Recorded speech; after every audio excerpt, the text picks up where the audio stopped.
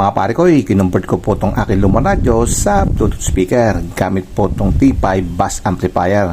Kaya sa may mga lumang radyo po dyan o kaya naman po may mga sira pong Bluetooth speaker ay pwede pa po natin maayos yan at mapagana gamit po itong T5 bus amplifier. Kaya kung gusto nyo po kung paano po ito ikabit sa inyong radyo, panoorin nyo po itong ating video.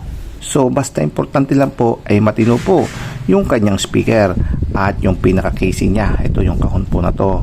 Kasi ang gagawin po natin dito ay tatanggalin na po natin yung kanyang mga electronics parts sa loob at papalitan po natin ng ganitong klaseng module. So ito mga pare ko, nabibili lang po sa online store at itong ating module ay Bluetooth amplifier na T5 bus amplifier. At ang importante po ay yung kanyang sukat, nakakasya po sa inyong sirang radyo o Bluetooth speaker. Tulad po nitong ating Bluetooth amplifier, gusto ko po ilagay ito dito sa ibabaw. Kaya ito po yung napili ko dahil sukat na sukat po siya rito. So ito mga pare ko, kung makikita nyo, kompleto po itong ating nabiling T5 bus amplifier. At meron po siyang input na left and right. Meron po siyang USB, micro TF. At ito, possibly po, ito po ay headphone na saksakan. At meron din po siyang mga selector button dito. At meron po siyang on and off button. At dalawa po yung kanyang power supply. Meron po siyang 220 volts. At meron din po siyang DC na 12 volts. At ito po yung kanyang volume, tremble at bass. At meron po itong Bluetooth. At meron din po siyang radyo. Kaya nga po siya ay merong antena. At ito po ay nabili lang natin sa halagang 230 pesos sa online store. At meron pa po siyang mga kasama. Meron po siyang kasama remote at mga cable. Ito po yung kanyang power supply cord at yung pang-connect po natin sa ating amplifier. At ito, meron po din po pala siyang pang 12 volts na saksakan. Kukunik lang po natin to sa power supply na 12 volts. At pag ito po ay nakabit na po nyo sa inyong Bluetooth speaker o radyo, ang ikakabit nyo lang po ay yung kanyang speaker. So dito po sa likod, ito po yung kabitan ng ating speaker. Ito po ay para sa bass at ito naman po ay para sa tremble or tweeter. At ito naman po yung kanyang power supply. Initial connection muna po tayo at kinonect po natin yung speaker dito sa ating Bluetooth amplifier. At ito po yung connection nyo sa isang speaker po natin. Ito po yung wire ng speaker at nilagay lang po natin siya dito sa likod. Then yung isang speaker naman po natin, so kinunik lang po natin yung kulay black at yung kulay red at dito naman po natin siya nilagay. So kulang po tayo ng power supply na 12 volts at saksak po natin. The Bluetooth device is ready to pair.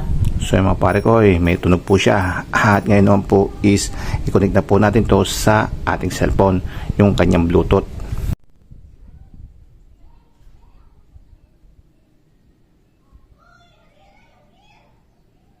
The Bluetooth device is connected successfully. Pwede na po tayo magpatugtog ng music. So yung mga pare ko, ganda ng quality, palibasa po maganda po yung ating speaker which is Sony po yan na una, kaya yan po yung napili ko na gamitin ng speaker kesa po sa mga bagong speaker ngayon na made in, alam nyo na po yun mga pare ko. Kaya mas maganda po talaga kung may mga luma po kay speaker dyan, lalo po kung Pioneer. Ayan, sigurado po ko na maganda rin po at quality yung kanyang tunog tulad po itong sa atin.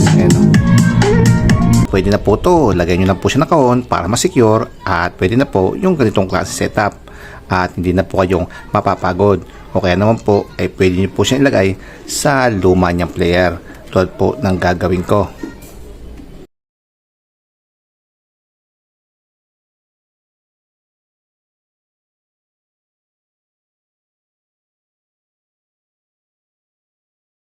Clear lang po natin loob nito at pwede po nating iwan yung mga gusto po nating iwan tulad po ng mga button na to para kunyari okay pa po siya. After matanggal po natin yung mga electronics parts na sa loob at babutasan po natin para paglagyan po natin ng ating Bluetooth amplifier module. So ito, nalagyan na rin po natin siya ng pang screw at dito naman po sa harapan kung makikita nyo halos kala mo kompleto pa rin po siya. Ngunit nilagyan ko na lang po ng glue stick yung ibang parts niya para maging authentic pa rin at ma-maintain po natin yung dati niya pong tsura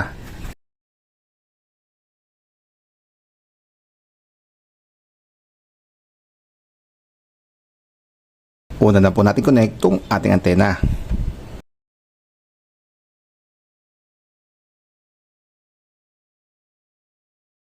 Then, sundan po natin kabit itong ating speaker. So, binutasan ko po siya sa gilid para hindi na po nakalabas itong ating wire.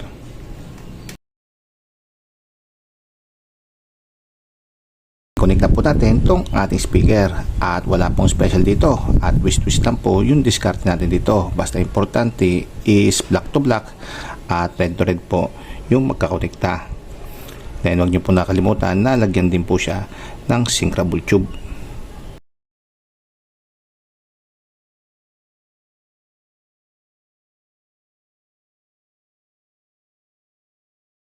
After po natin may connect yung kanyang wire, ito, pwede na po natin i-connect to sa ating module.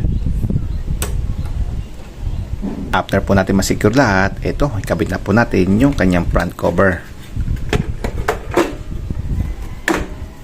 Ito po, tapos na po yung ating vintage radio Bluetooth speaker.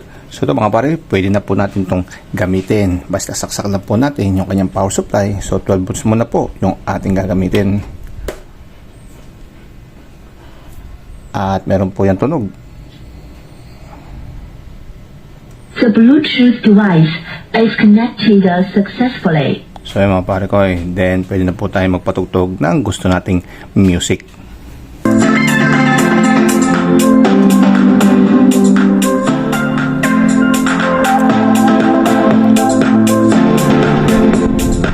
So ito mga pare ko, ito po yung kanyang volume, tremble at bass. Bahala na po kayo kung paano nyo po siya titimplahin.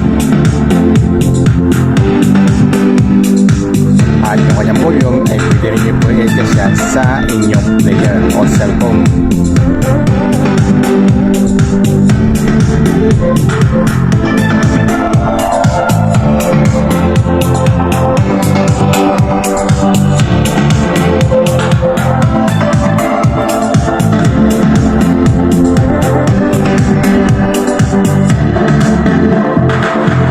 So ayan mga pare ko, yung ating vintage radio na nilagyan po natin ng Bluetooth T5 Bass Amplifier at pwede na po ulit natin siyang gamitin. So katito na po ating video at hopefully magawa nyo rin po to sa mga luma nyong radyo o kaya naman po ay sa mga sira nyong Bluetooth speaker. So paano siya mga pare ko?